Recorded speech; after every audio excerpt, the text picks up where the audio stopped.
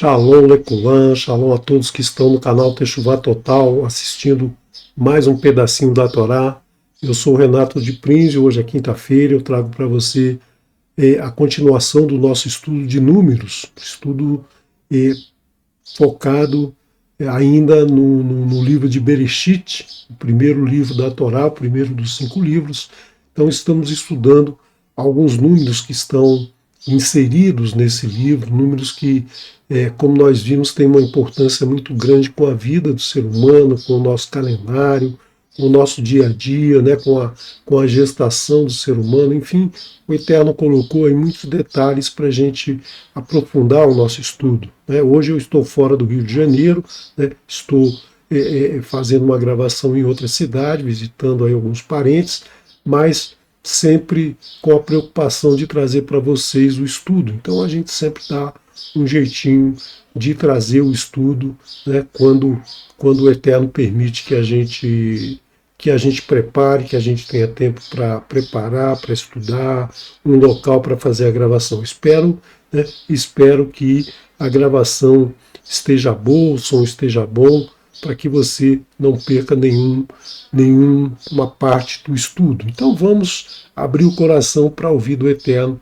os seus ensinamentos. Vamos ouvir aqui, né, vamos ouvir o estudo de números, os números na Torá, os números que aparecem diretamente, que aparecem na Gemátria, que aparecem embutidos no texto ou pela contagem de letras. Enfim, existem várias formas, nós já vimos aí várias formas em que esses números aparecem. E hoje, embora eu não vá trazer muitos números, eu vou trazer esses números relacionados com um personagem que nós falamos um pouco, iniciamos na última semana, no último encontro, que é exatamente o nosso pai Yaakov, patriarca Yaakov, que deu origem às 12 tribos, né, as 12 tribos que vêm até os dias de hoje. Nós precisamos entender que os patriarcas não eram super-homens, super-heróis, né, que tinham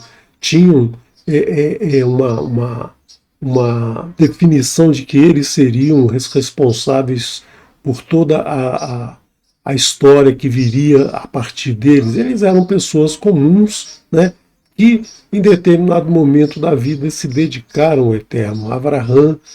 Abraham se dedicou ao Eterno, passou isso para seu filho, passou para o seu neto, Isaac também passou para o seu filho, todo o ensinamento que vinha desde Adão, como nós já vimos, né? Nós já vimos esse estudo anteriormente, toda a genealogia desde Adão, mas eram pessoas que tinham o seu dia a dia, tinham as suas preocupações, tinham que trabalhar para comer, tinham que sustentar animais, tinham que sustentar a família, tinham várias coisas que eles faziam no seu dia a dia, né, que era importante, que são importantes para a gente lembrar que eram pessoas comuns, como eu e você, que se dedicaram ao Eterno e tiveram, então, o resultado que tiveram por essa dedicação, essa bênção que eles receberam, veio porque eles eram pessoas que cumpriam os ensinamentos do Eterno, praticavam os ensinamentos do Eterno. Então eles tinham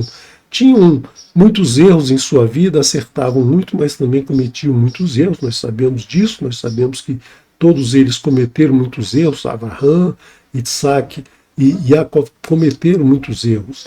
E a Torá não traz detalhes, né, de como era a vida de cada um, o que eles faziam.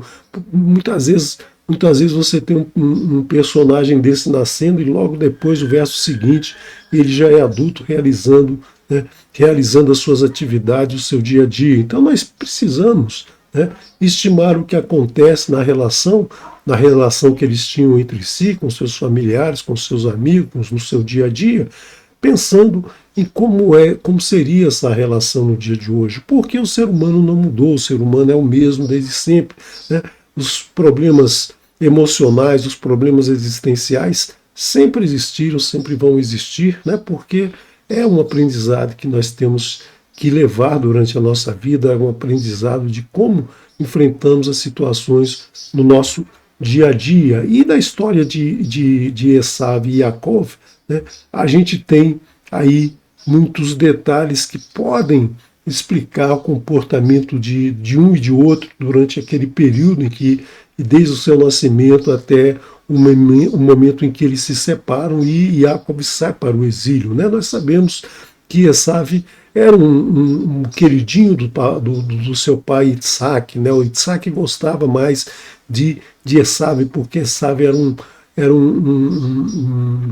uma pessoa que gostava de caçar, que gostava de conversar, que era muito mais exaltado, mais expansivos, né? Então era uma pessoa que conquistava as pessoas à sua volta, ele era um sedutor, ele tinha um bom porte físico, então ele atraiu muito a atenção de Isaac. Yaakov, por outro lado, ele era mais franzino, ele gostava de ficar nas tendas estudando, né? Ele era o queridinho da sua mãe, a sua mãe desde o início, desde a gravidez, soube que ele seria aquele que levaria a missão, né, a missão que veio desde Abraham, né, levaria essa missão para frente. Então, ele tinha um contato muito grande com a sua mãe, e nós vamos ver aí as consequências. Muitas vezes essa relação pai e filho traz consequências na vida da pessoa. Né? Então nós vemos aí que aconteceu muita coisa, né? Aconteceu muita coisa entre eles lá no capítulo 26 e 28 de Bereshit, de 26 a 28, nós vemos aí, né, que eles tiveram alguns problemas, certamente Yaakov sofria diríamos hoje, algum tipo de bullying, né, porque por ele ser mais franzino, seu irmão certamente tratava ele de uma maneira mais agressiva. O próprio nome dele, Yaakov, né, a mão que agarra o calcanhar, por ele ter nascido segurando o calcanhar do irmão, poderia muitas vezes colocá-lo como um ser inferior ao irmão. Né? Então nós temos esse comportamento, talvez isso possa ter levado a Yaakov querer a primogenitura, ou trabalhar daquela forma lá de oferecer o prato de lentilha, né, em troca da primogenitura. Então, certamente, muitos acontecimentos ocorreram na vida desses dois que levaram eles a se tornarem inimigos mais à frente. Né? Como a gente vê, né, em muitas famílias hoje, muitos irmãos que se amam e outros irmãos que se odeiam, né, que não podem estar juntos, que não podem conviver junto, que vivem as turras, como a gente diz. Né? Por quê? Porque existem problemas, né, problemas emocionais envolvidos em toda a família, isso existe. Né? Então nós temos que trabalhar para minimizar isso, para se viver, né, viver bem com todos. E Esav também, né? Esav também procurou duas mulheres hititas. Ele casou com mulheres hititas, a Yudit e Basmat, que eram hititas, e isso desgostou o seu pai, desgostou sua mãe. Então Isaac, nesse momento, deixa de ter aquela predileção, né? Aquela predileção por Esav. E aí, né? E Isaac também, já numa certa idade, já numa idade avançada, ele chama o seu filho Esav porque ele sabia da necessidade de dar a bênção ao seu filho mais velho, ao primogênito. Nós não estamos falando aqui da herança. Né? A herança dos bens, da divisão dos bens, era dada ao primogênito. Mas a bênção é totalmente desvinculada da herança, né? A bênção é totalmente desvinculada da herança, e a bênção é a bênção que o pai dá ao filho em nome do Eterno, ou seja, desejar que o filho siga os seus ensinamentos, siga tendo paz, saúde, prosperidade na sua vida, siga tendo shalom na sua vida, né? E que leve adiante todos os ensinamentos que ele recebe. Então, Isaac chama Esav, e aí o que acontece, né, que Rivka, sabendo daquele momento inicial que ela sentiu dentro do seu ventre os dois brigando, ela vai e pede ao Eterno para que a oriente, para que o que é isso que está acontecendo dentro dela. Né? Então o Eterno diz que há duas nações dentro dela, a mais nova comandará a mais velha. Então ela sabia que era Yaakov, né, que teria esse papel. Então ela não queria que Isaac abençoasse Esaú. Então ela arma ali uma tramóia para fazer com que Yaakov entre no lugar, substitua o seu irmão e passe assim a ter a bênção. Então a gente precisa ficar muito atento, né? Atento com essas situações, porque o que ela fez foi alguma coisa incorreta. Ela quis dar uma ajuda ao Eterno. O Eterno não precisa de ajuda, o Eterno não precisa, né, que a gente dê ajuda a ele em nenhum momento. Ele quer justamente ver a nossa reação. Porque se ela não tivesse feito isso, certamente Yaakov receberia essa bênção de alguma maneira. Ele já havia programado isso, ele já havia determinada essa bênção. Não era a ação dela que mudaria isso, mas a ação dela provocou mais confusão na história. Lógico que ela quis fazer o melhor para o seu filho, mas isso, né, isso levou a problemas mais à frente. E Yaakov, né, por amar muito a mãe, deixou que ela o orientasse, deixou que ela patrocinasse, promovesse essa trama, né?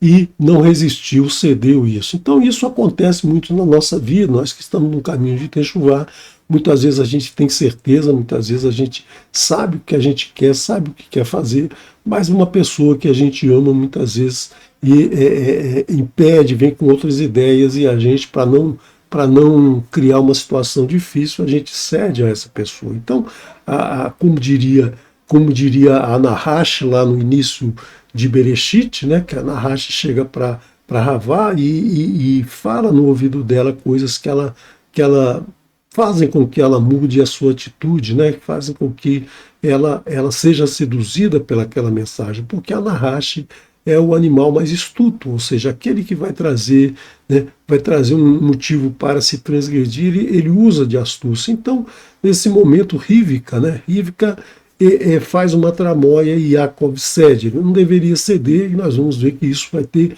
consequências mais à frente, né? Então, ele sendo íntegro, ele não poderia ter cedido, mas para não ferir a mãe, para não deixá-la triste, para não deixá-la magoado, ele permitiu, né, que a Nahash picasse o seu calcanhar, o seu Ekev, né, o seu calcanhar, e ele vai ter a consequência de todos nós, né? Quando nós pisamos no solo em falso, a gente tem consequências sobre isso, né? Então, ele, sendo mais novo, ele se passa pelo mais velho para receber. E logicamente, Esav fica revoltado com seu irmão, ameaça o seu irmão, né? Ameaça o seu irmão, e ele sendo mais forte, e ele sendo caçador, os pais ficam preocupados, e os pais então orientam que ele vai para Harã, porque em Harã habitava já o seu tio e a família do seu tio, de onde veio Rivka, né? Então é aquela solução que os pais dão para evitar o problema entre os filhos, separa os dois, para que não tenha briga, para que não tenha consequências bem nefastas para todos. Então, eles aconselham Yaakov a ir para Harã, né? E aí, toda essa história para mostrar que esse problema surgido entre Esav e Yaakov justamente favoreceu, né? Favoreceu que Yaakov procurasse a sua ida para Harã, onde muitas coisas vão acontecer, né? Ele vai constituir a sua família, ele vai ter seus 12 filhos, a sua filha, ele vai desenvolver, vai conquistar uma riqueza muito grande e vai retornar para a sua terra, né? Então, tudo isso foi importante para que Yaakov começasse a realizar os ensinamentos que ele recebeu de Abraão, né? Porque Abraão levou a ele os ensinamentos. A gente tem que lembrar lá na genealogia, né? Na genealogia que mostramos em estudos anteriores, que Abraão viveu até os 15 anos de Esav e até os 15 anos de Yaakov. E Esav não o procurava, não queria saber de nada, mas Yaakov estudava com ele, sabia, né? Sabia que tinha uma responsabilidade, as coisas iam acontecer na sua mente. Então, o que ele faz, né? Ele sai de sua casa com uma mão na frente e outra atrás, como a gente diz, né? Somente com a roupa do corpo, talvez aí alguma comida que desse por algum tempo, um vinho, uma água, né? algum pedaço de pão, alguma comida que ele andaria algum tempo, mas não daria para ele percorrer todo aquele percurso. E ele se senta naquela cidade de luz, no calor do deserto, né? Quando a noite chega, ele se senta naquele lugar que era chamado de Luz, né? Luz, que depois passou a ter outro nome, e ali ele sonha, né? Ele se deita sobre uma pedra e sonha com uma escada, né? A Sulam, que vai que vai do solo até os céus, e mensageiros do Eterno subiam e desciam por aquela escada. Então ele ele percebe lá em cima da escada, no topo da escada, ele observa que Adonai está lá em cima, uma figura do Eterno está lá em cima, né? E o Eterno o abençoa e diz que aquele lugar em que ele estava deitado, né, seria dado para ele, seria uma posse para ele e para toda a sua semente, né? A sua semente seria numerosa, e ele e as suas sementes seria um motivo de bênção para todas as famílias futuras. Então ele seria ali o precursor, né? O precursor dessa nova geração que viria, dessa descendência que viria e levaria o nome do Eterno para frente, né? Então o Eterno diz para ele que sempre estará junto com ele em todos os momentos da sua vida. Então Jacó acorda desse sonho, esse sonho com a escada, né? Você deve lembrar desse sonho, é muito marcante, né? Na história, no capítulo 26 de Bereshit, nós vemos essa história acontecendo, né? E ali, então, Jacó acorda, né? Acorda e realiza tudo aquilo que seu avô havia ensinado a ele, né?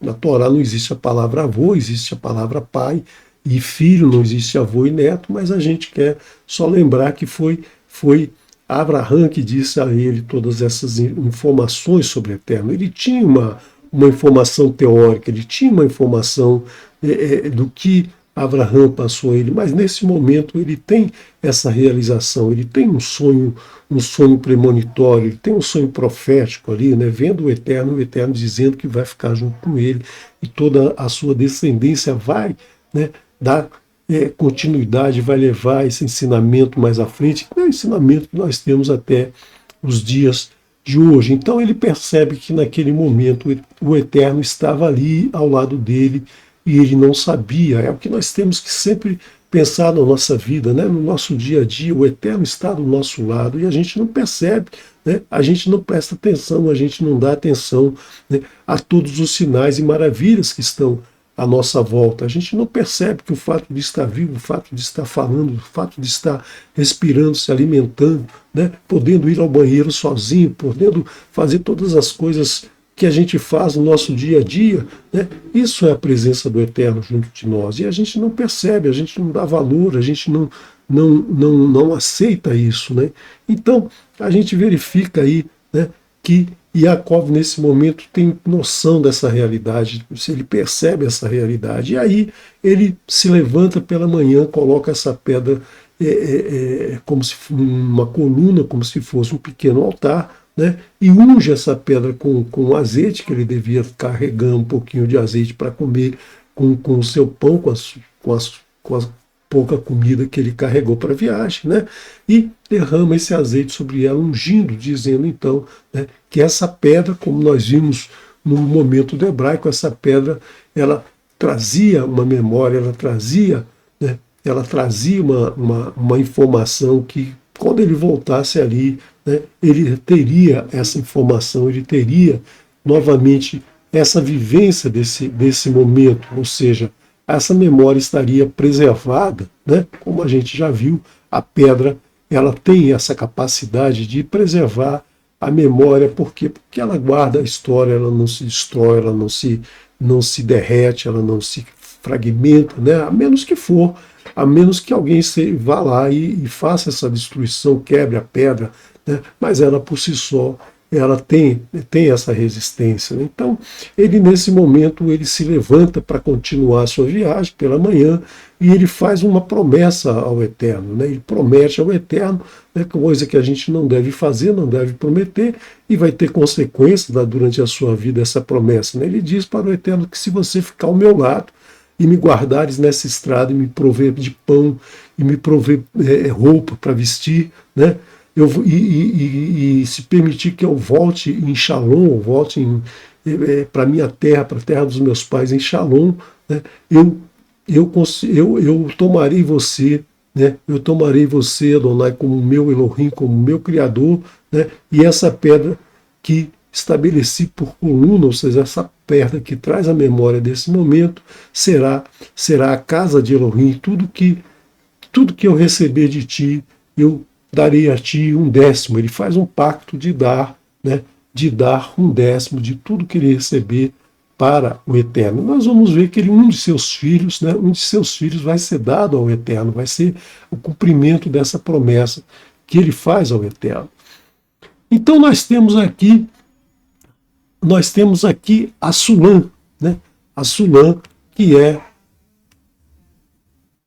deixa eu ver aqui, não está marcando, por quê? Nós temos a Sulam, a pedra, a escada que ele sonhou. Nós temos Avanim, né? Avanim são as pedras, a pedra que ele usou, as pedras que estavam ali à sua volta e a pedra que ele usou para fazer a coluna. E nós temos aqui a palavra bem, né? Palavra filho, como nós já vimos no estudo da terça-feira, nós vimos a grande relação que existe entre a pedra e o filho, né? Então, a pedra e o filho, que são os que guardam a memória de toda a ascendência, de toda a família. E nós temos também, né? Nós temos uma relação, né, com o ano. O ano nós vamos ver como nós vamos tirar essa relação aqui, né? Essa relação da pedra, da escada e o ano. Porque nós vimos lá em Bereshit, no capítulo 1 ainda, no verso 14, ou seja, no quarto dia, que o Eterno diz: Vayomer Elohim Yehi Meorot Birkiah Hashamayim Lehavdil Ben Hayon Uven Halayla Vehayu Leotot Ul Moadim Uliamin Veshanim. E disse Elohim: sejam luminares na expansão do céu, ou seja, o dia que ele colocou o sol e a lua, né, para iluminar sobre a terra, para haver separação entre o dia e a noite, ou seja, o maior, o sol durante o dia e a lua durante a noite, e sejam para sinais e para tempos determinados e anos. Então, a partir do momento que ele nos dá o sol e a lua, ele estabelece que com isso nós determinaremos a duração dos dias e a duração do ano.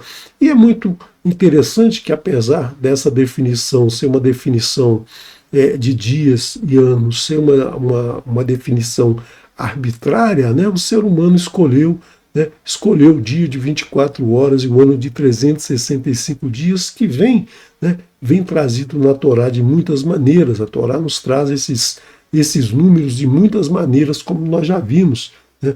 Nós já vimos em momentos anteriores, né? E aqui nós temos um momento em que ele sonha com a escada, vai a Alon, Verhine Sulam, Mutsav Atsa Verroshô, Magiá Hashamaima, Verhine Malaché Elohim, Olim Veyordim Bo, e sonhou. E eis que uma escada era posta sobre a terra, cujo topo tocava nos céus. E eis que os mensageiros, né, os Malachi, os mensageiros de Elohim, subiam e desciam por ela. Né? Você pode acompanhar o estudo que nós fizemos de Bereshit, né, mas cerca de quase um ano atrás, né, para ver os detalhes dessa passagem de Bereshit, que nós não vamos nos aprofundar mais aqui hoje. E nós temos um outro texto, né, no capítulo 18, no capítulo 28, verso 18, que diz: Vai Hashem Yaakov, Baboker, vai kar et haeven asher san meha shotav vayasen otah. Matseva vaitzok shemen al roshá.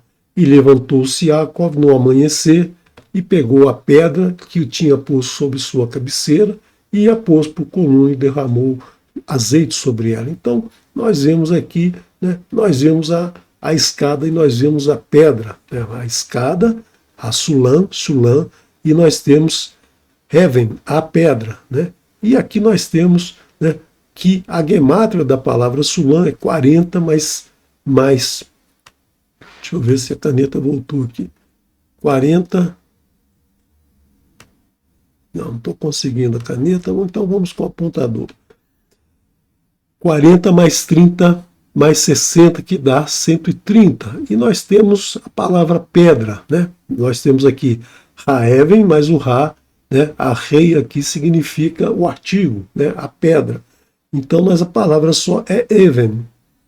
50 mais 2 mais 1, 53. Né? E nós temos o nome Yaakov. Nós temos o nome Yaakov, que é da gemátria 2 mais 100 mais 70 mais 10, que dá 182. A gente somando tudo isso, né? Nós temos aqui 183, 130 mais 53, 183, mais 182, que dá 365 dias, né? 365, que é o número de dias do ano, ou seja, nós temos aqui, né? Que a relação, né? O número 182, que nos remete às 1820 vezes que o nome do Eterno aparece na Torá, né? Nos 5 livros da Torá, e nós temos essa relação com o nome de Jacob, nós temos a relação do ano, ou seja, a cada ano, né, essa aliança com o Eterno de Jacob com o Eterno e do Eterno com Jacob, né, porque essa aliança não é unidirecional, ela vai nas duas direções, essa aliança se renova a cada ano. Né. E nós temos agora, uma relação, né, de Yaakov com a pedra. Né? Então, nós vemos muito nessa passagem que estamos estudando hoje, uma relação forte com o livro de Yehoshua, que estudamos nas 2 últimas terças-feiras, no momento do hebraico. Se você perdeu, assista aqui no canal, que você vai ter uma relação mais forte, aí, um entendimento melhor da relação da palavra Even, né, pedra, com a palavra Binei, a palavra filhos. Por quê? Porque os filhos de Jacob são aqueles que vão levar toda a história que se iniciou lá com Abraham, quando o Eterno disse: saia da tua terra por você, né, e vá para a terra que eu prometi, e que prometeu essa terra que seria farta de pessoas, de descendentes de Abraham, e esses descendentes virão através de Jacob. Né? Então, nós temos esse momento, Jacob saindo, viajando para Harã. Ele chega em Harã, na entrada da cidade, ele vê lá uns pastores de ovelha, os rebanhos de ovelha, e vê um poço, né? Um poço de água coberto por uma pedra. Né? E ele faz o quê? Ele chama essas pessoas de meus irmãos. Meus irmãos, vocês conhecem Lavã? Há Shalom para Lavã? Né? Pergunta primeiro se eles conheciam Lavã. Eles dizem que sim. Né? E aí ele pergunta se há Shalom para Lavã. Então nós temos que entender o seguinte: ele saiu da sua casa sozinho, não conhecia esses pastores, e o chama de meus irmãos, ou seja, ele já trazia dentro de si, né, esse conhecimento que o Eterno é o Criador de todos. Então todos somos irmãos, todos fomos criados pelo Eterno. Então temos sempre que nos tratar como irmãos, nos respeitar como irmãos, não como aquela relação difícil que ele tinha com seu irmão, mas aqui, né, o entendimento de irmão passe a ser filho de um mesmo pai, um mesmo Criador. Então ele já está caminhando nessa direção. E mais, ele pergunta se há Shalom para seu tio. Certamente ele já conhecia a história do seu tio, a sua mãe já deveria ter dito: olha, seu tio é um cara assim, assim, assim, é um cara, né? deve ter contado para eles a história da vida dela, da família dela, de como eles eram. Talvez já tivesse até tido contato com esse tio, a gente não sabe. A distância não era tão grande, eram grandes, mas não eram tão grandes que durante muitos anos aí ele não tivesse visitado esse tio, ou esse tio não tivesse visitado a eles. Então ele já conhecia esse tio, mas ao mesmo tempo, né, ele deseja, mesmo sabendo que aquele tio podia ser uma pessoa de uma índole duvidosa, né, ele pergunta se há Shalom, ele está preocupado que haja Shalom para o seu tio. Então é essa relação que a gente tem que ter com as pessoas, tratá-las como os nossos irmãos, como os nossos próximos, e sempre desejar, né, desejar que haja Shalom para eles. E aí eles respondem que sim, que havia Shalom para ele, que ele estava bem, que ele tinha saúde, que ele tinha prosperidade, que ele tinha bem-estar, que ele tinha alegria, tinha uma família boa, e ali vinha sua filha Rachel, né, chegando com as ovelhas. Então o que ele faz?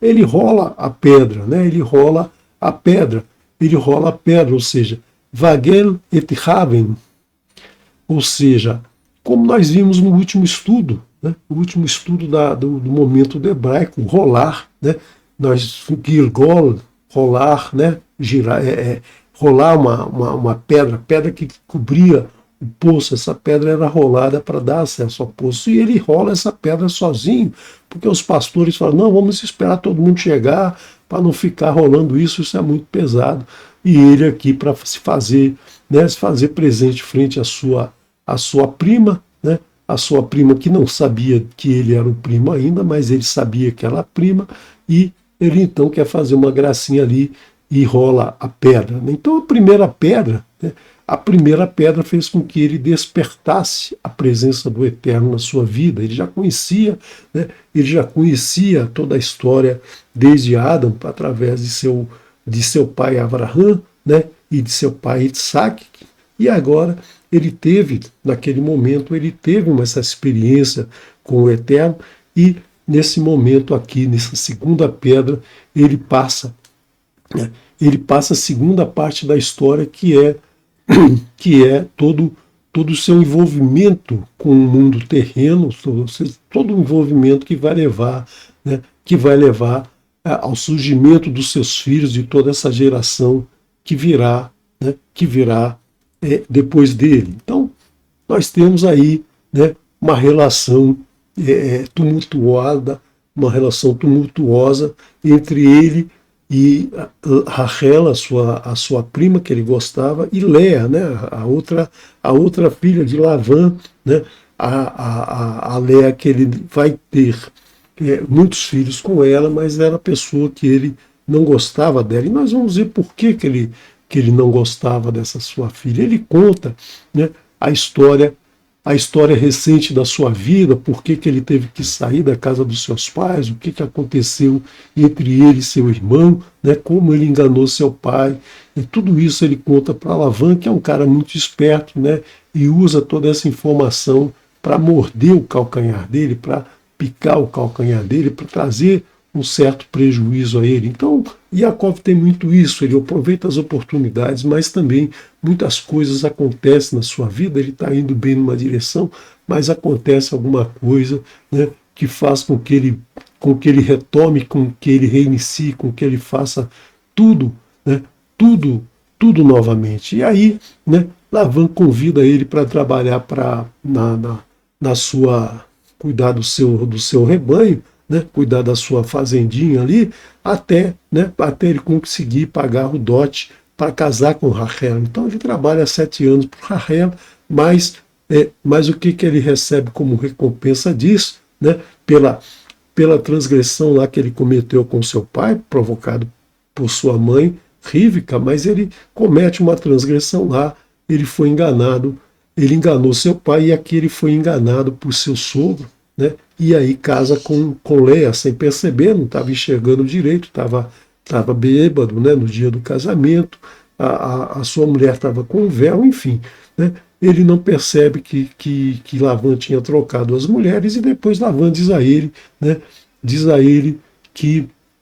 que naquele lugar o mais novo não substitui o mais velho, ou seja, né, ele, ele, ele perde o direito de casar com Rachel, mas Labão muito espertamente diz aí, olha, daqui uma semana você vai poder casar com Rachel desde que você trabalhe mais 7 anos. Então nós vemos aqui o número 7, né, o número da plenitude, para que ele conquiste, né, para que ele conquiste a libertação, né, a sua libertação e ter aquilo que ele tanto almejava. Então ele trabalha mais 7 anos por Rachel, e ele cumpre as suas obrigações com as duas mulheres, né? Então ele odiava Léa. A palavra odiava, né? A palavra odiava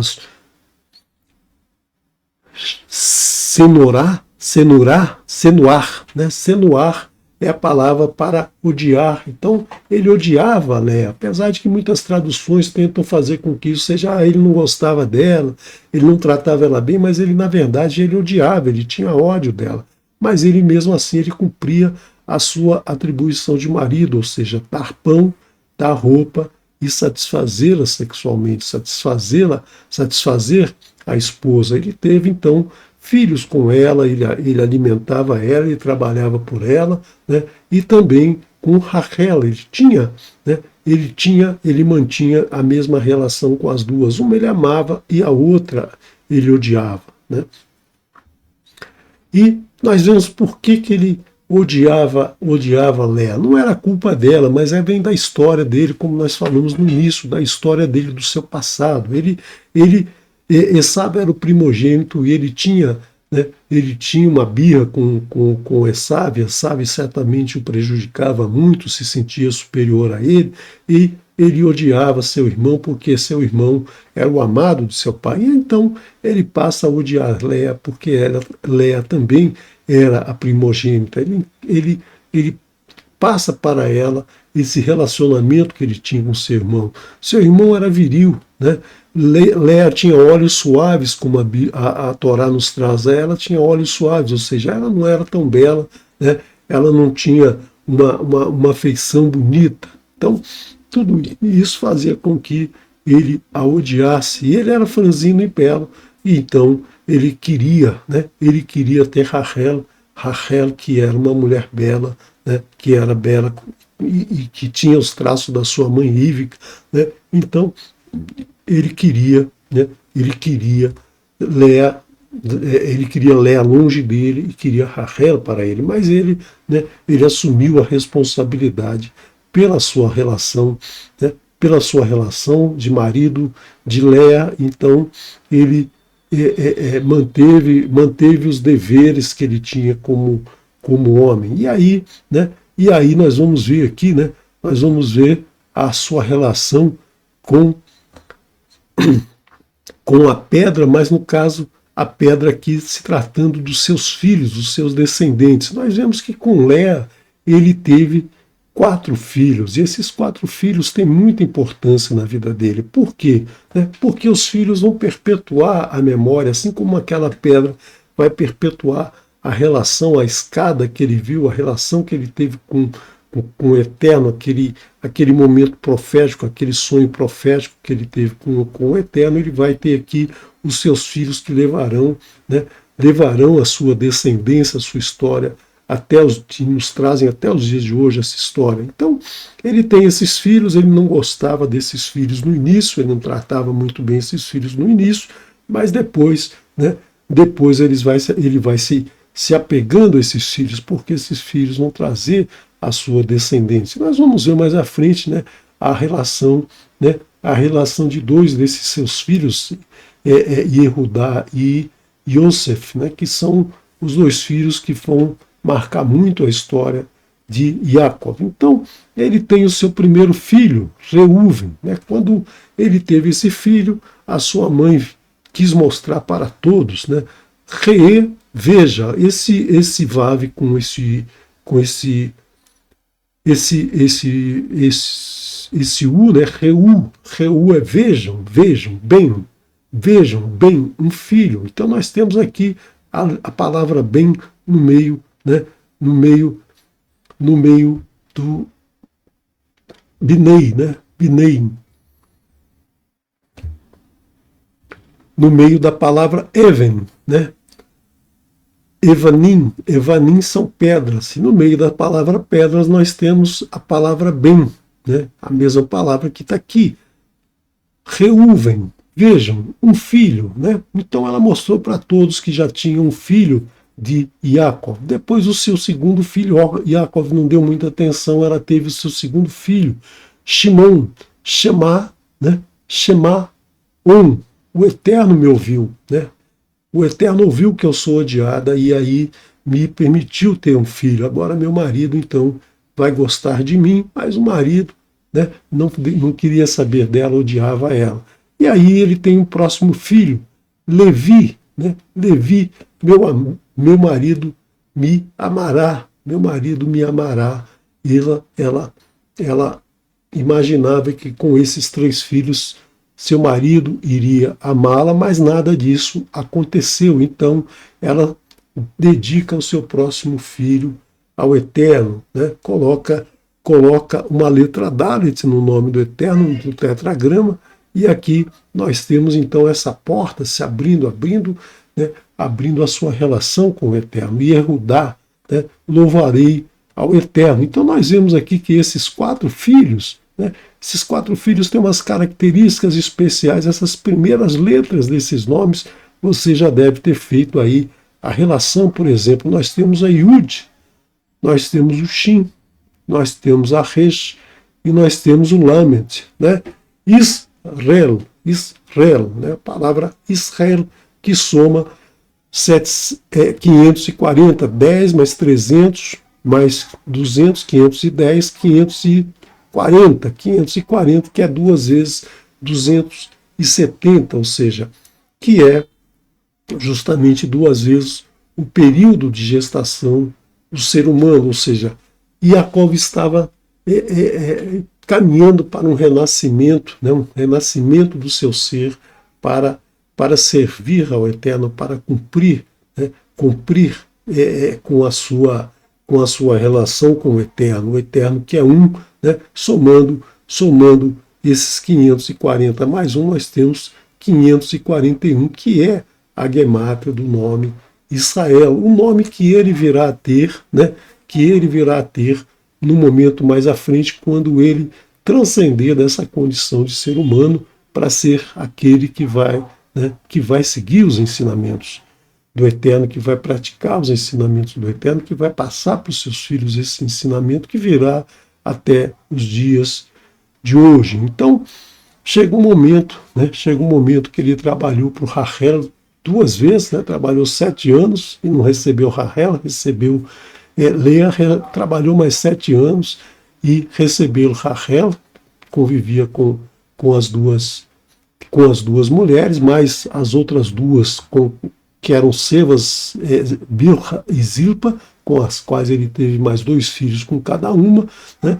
E aí ele resolve, depois de mais 6 anos, depois de 20 anos no total, ele resolve sair da casa de seu sogro Lavã e voltar, né, partir de Harã e voltar para sua terra. Só que aí, né, aí volta aquele problema com o seu irmão Esav, né? Esav, sabendo da sua volta, já se arma para enfrentar o irmão, porque ele havia prometido matar esse irmão.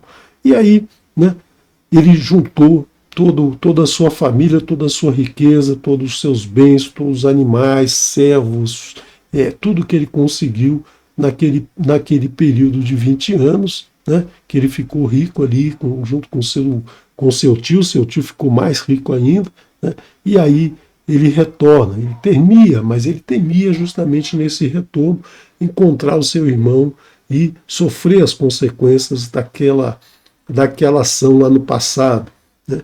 E Esav vinha com 400 cavaleiros. Se você lembrar, num estudo recente nós vimos que a caverna de Marpelá, né, foi comprada, né, por 400 shecalim de pratas, né.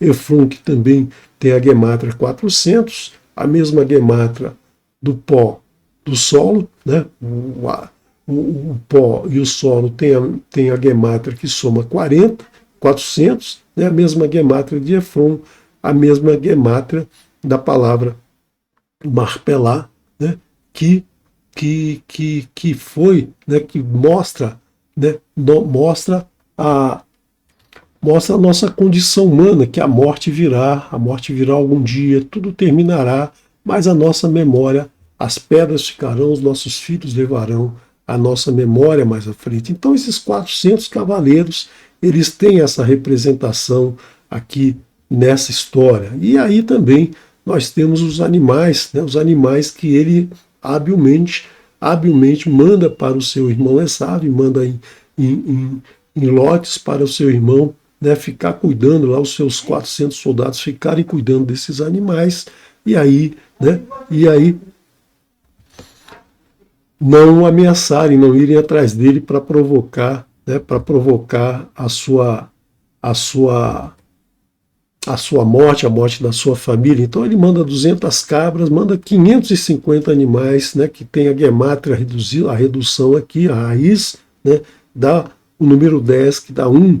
Então ele manda 200 cabras, 20 bodes, 200 ovelhas, 20 carneiros, 30 camelas, 40 vacas, 10 novilhos, 20 jumentas e 10 filhotes de jumento. Ou seja, ele manda aí esses 550 que são, né, que dá essa redução do número 1, né, que juntado aí aos seus filhos trazem aí a lembrança do nome Israel, como nós vimos anteriormente. Então, nós vemos mais à frente, nesse retorno, antes de encontrar o seu irmão, ele luta, né, ele luta com um desconhecido.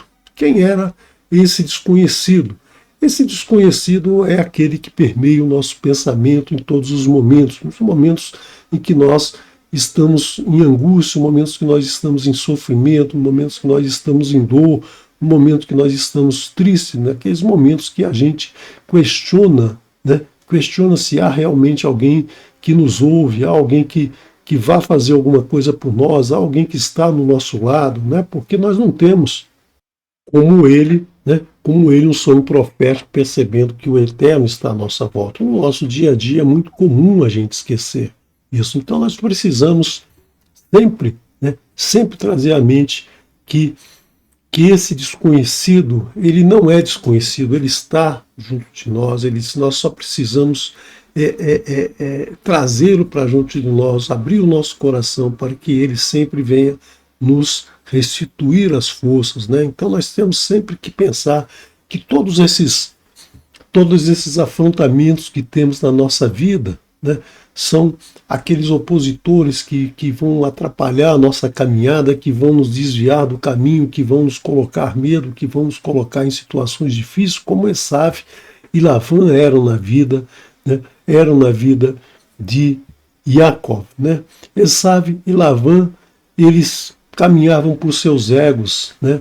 Mas será que nesses momentos na nossa vida, não é o Eterno colocando no nosso caminho, né, obstáculos para que a gente vença, para que a gente tenha noção de quem está ali, é o Eterno, para que a gente se comporte de uma maneira diferente, para que a gente perdoe, para que a gente busque a solução junto do Eterno, porque o Eterno vai colocar sempre no nosso caminho esses entraves para justamente nos testar e fazer com que a gente vença os obstáculos, né, confiando nele como Jacó confiou em todos os momentos, né?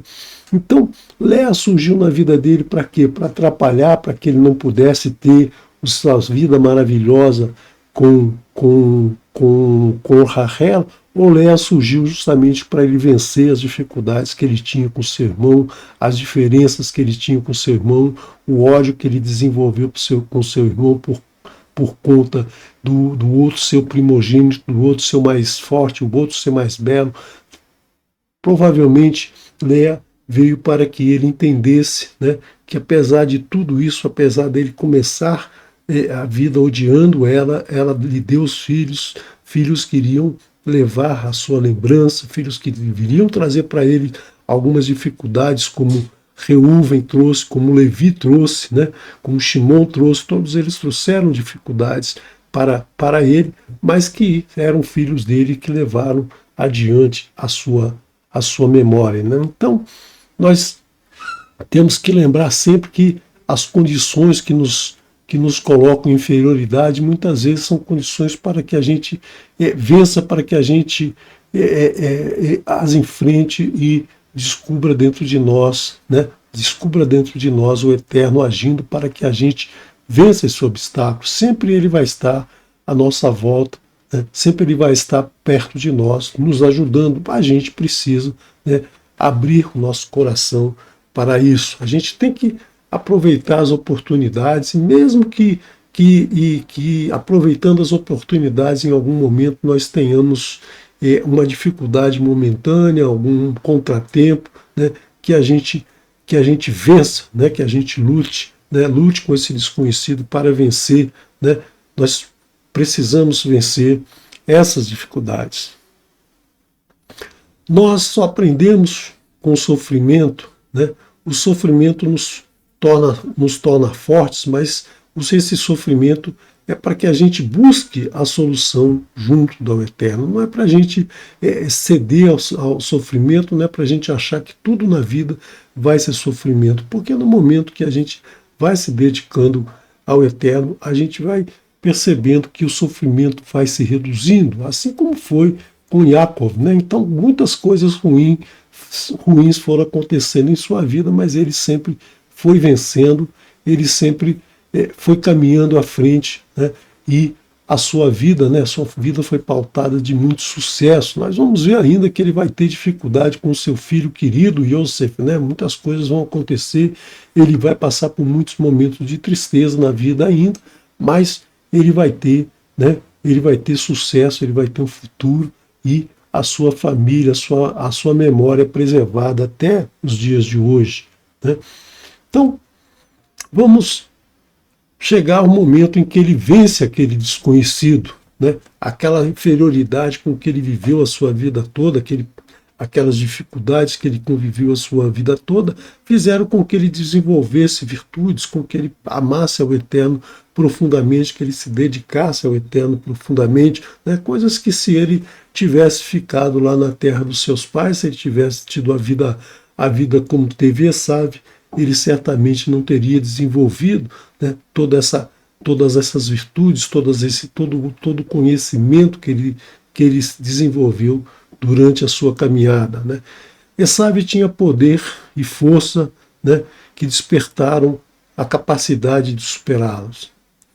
Então Esav era aquele caçador, Esav era o sedutor, mas ele, com o seu estudo, com a sua dedicação ao Eterno, né, ele conseguiu vencer aquelas dificuldades que Esav colocou na sua frente, assim como ele conseguiu vencer, né, a ganância de Lavã, todas aquelas maracutaias que Lavã fazia com ele, a mudança de salário, a mudança de regras para ter os animais, a mudança de regra para conseguir juntar a sua família, juntar a sua fortuna, né? Então ele fez com isso, ele conseguiu vencer essas dificuldades, se posicionar até o momento que ele resolve sair, enfrentar o seu sogro e sair dali com a sua família em segurança.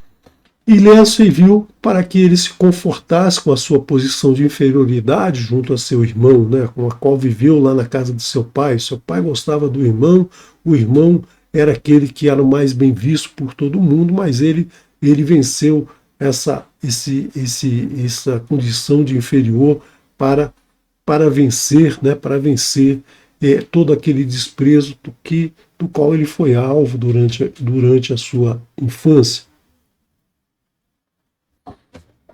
Então, trazendo essa vida de Esav para nós, né, trazendo essa vida de Yaakov, trazendo a vida de Yaakov para nós, para o nosso dia a dia, para como enfrentamos as nossas dificuldades, para como enfrentamos as nossas crises emocionais, as nossas dificuldades emocionais, todo o nosso passado psicológico, né? Nós temos que entender que nós não somos só apenas um amontoado de átomos, né? Porque esse amontoado de átomos, se você juntar um amontoado de átomos igual que tem no seu corpo, esse amontoado de átomos vai ser só isso, né? Não vai ter vida, não vai ter uma condição de se movimentar, de se relacionar, de amar, né? não vai ser nada disso, vai ser apenas um amontoado de átomos, né? Nós não somos apenas desejos que querem ser satisfeitos, né? Vontades que querem ser satisfeitas, desejo por dinheiros, por posses, por coisas boas, por coisas agradáveis, enfim, por tantas coisas que nós conhecemos no nosso dia a dia. Nós temos uma alma que nos conecta com o nosso Criador, nós temos uma alma que é superior a esse amontoado de átomos, a esse amontoado de desejos, né? A gente tem que sempre reconhecer que Adonai está aqui, eu não sabia. Então a gente tem que passar a reconhecer isso. Adonai está aqui, eu sei, né? Eu sei que ele está aqui do meu lado, eu sei que ele está aqui falando comigo, eu sei que ele está falando através de mim, para que a gente possa, né? Para que a gente possa se tornar, né? Se tornar um ser superior, a gente deixar a condição inferior de Jacob e nos tornarmos, né? E nos tornarmos Israel, ou seja, que nos 365 dias de nossa vida, né? A gente possa, né? Possa construir um altar ao Eterno, né? Possa subir essa escada para estar sempre com Ele. Então é isso, né? A gente precisa realizar o nosso potencial, renascer, né? Renascer com esse potencial, né? E fazer com que a gente vença, né? Que a gente vença que a gente vença dentro de nós, né? Aquilo que é maior, os nossos desejos, as nossas vontades, como o Eterno disse para Rívica, né? Há duas nações entre você, mas a menor, né? A menor sobrepujará a maior. A maior vai ser serva da menor, ou seja, os desejos, as vontades, todas as dificuldades da vida vão ceder, né? Vão ceder à nossa vontade de estar próximos do Criador. Então, quero agradecer a você a tua participação, quero agradecer a você por acompanhar mais esse estudo, quero convidar você amanhã para o Kabbalah Shabbat, né? Nós temos um Shabbat muito intenso, de muitas horas de estudo, né? Então se prepare que amanhã, a partir das 18 horas, nós estudaremos aqui no canal com Moré Marcos Felipe. Vamos ficar agora com o salmo cantado pelo nosso querido Moré Raimussen.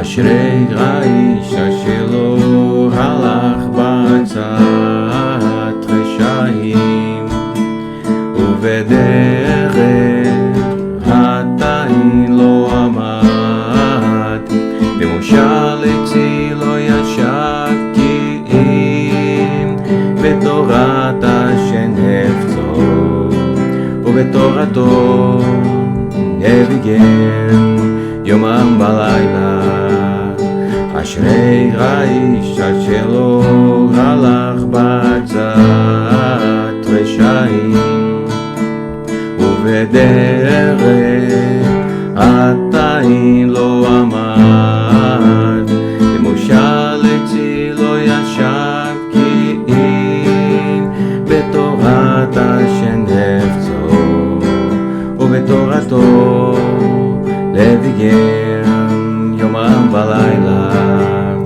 קיה של כתוב הפגל מאי אתם פיו איתה ביתול ועלי לא יבול וכל אשר עשה יצליח וכל אשר עשה יצליח וכל אשר עשה יצליח וכל אשר עשה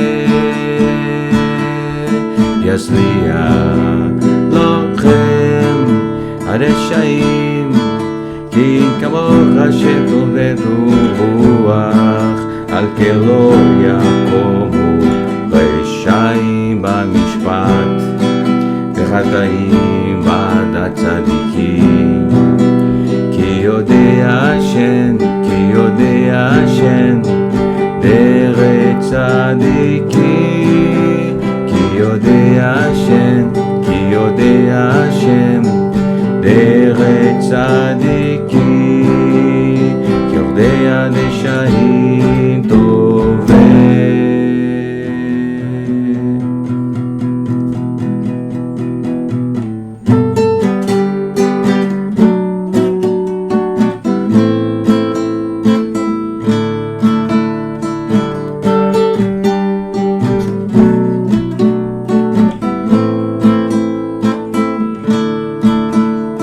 אשרי האיש אשר הלך בעצת רשעים, ובדרך עתיים לא עמד, למשל עצי לא ישב, כי בתורת השם נפצו, ובתורתו לביגר יומם בלילה.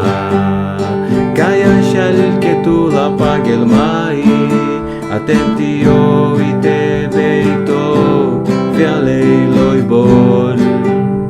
בכל אשר יעשה יצליח, בכל אשר יעשה יצליח, בכל אשר יעשה יצליח, בכל אשר יעשה יצליח. לכם הרשעים, כי כמוך השם טוב ברוח, על כן לא יקומו רשעים במשפט, וחטאים בעד צדיקים. כי יודע השם דרך צדיקים, כי יודע השם דרך צדיקים, יודע דשאים טובים.